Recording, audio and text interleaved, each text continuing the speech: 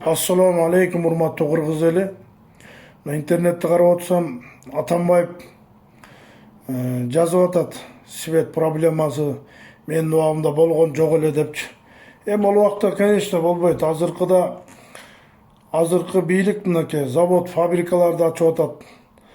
Мектептер, бала бакчалар 13 миңден ашык гиктин үйлөрүн салып элдерге берди. Ошон үчүн электр энергиясы таңкыстыкка учурады. Бул бир, экинчиси кургакчылыктан. Бул электр энергиясы сууга көз каранды.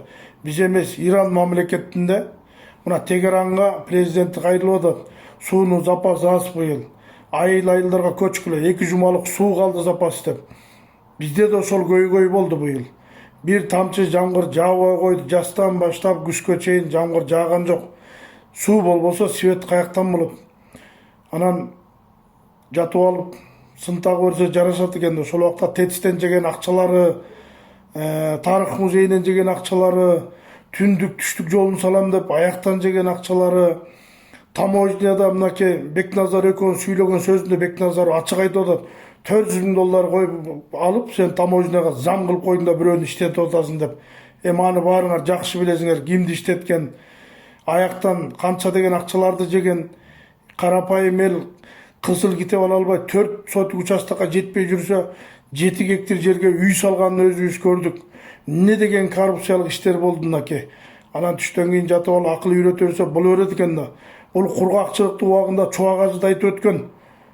2014-жылы болуш керек ушундай кургакчылык болуп, Чубак ажы зекет бергиле, үшүр бергиле, алган түшүмдөн жетим жесирди карагыла, баккыла, малыңардан бергиле, зекет бербегенден, үшүр бербегенден, жетим жесирге жакшылык кылбагандан кургакчыл болот деп Чубак ажы. Ошо Чубак ажында Атамбаев иш козготуп каматып берейин деген ошол убакта. Сотуна канча бардык. Ошол соту болгон сайын Чубак ажынын сотуна барып 1000 деген эл туруп Чубак ажыны каматпай алып калганбыз. Атамбаевдин оюна койсо ошол убакта Чубак ажында каматмакта. Ошо кургакчылык, бири-бирибизге жакшылык кылбагандан, туганга, кошунага бири-бирибиздин акыбызды бербегенден, жетим жесирдин акысын бербегенден, бергилечи, үшүр бергиле, зекет бергиле, садака бергиле, жакшылык кылгылачы. Жашоо өзүнүн нугунда өтөт эле. Анан бензин кымбаттады. Бензин ошо Россиядан алчы. Россия өзү Украина менен согушкандан бери өстөрүндө бензин солярка.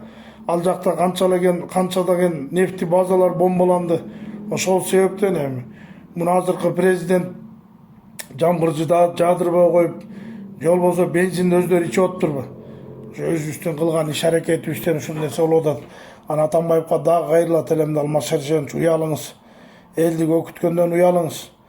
Бизде азыр канча деген завод, фабрикалар курулуп атат, канча үйлөр курулуп атат, элдердин саны өсүп атат.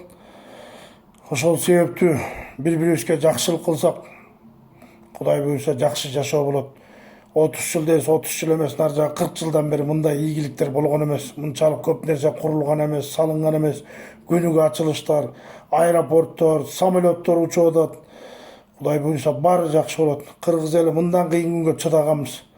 Башка мамлекеттер ал жакта деле кыйынчылык болуп атат. Көп мамлекетте кризистер болуп атат. Кудай буйруса баары жакшы болот.